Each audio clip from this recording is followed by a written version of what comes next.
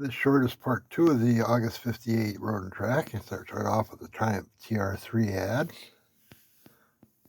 Looking quite spectacular.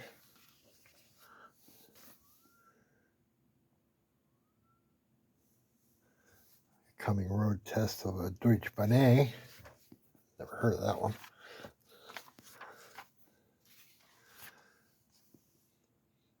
Borgward Coupe. That's another one that I am unfamiliar with. Looks pretty sharp though.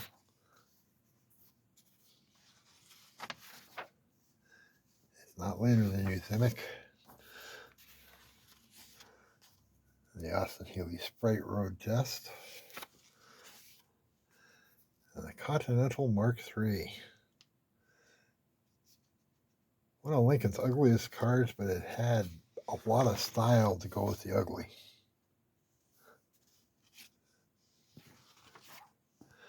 And we'll end off the salon shot and pick it up on the next one.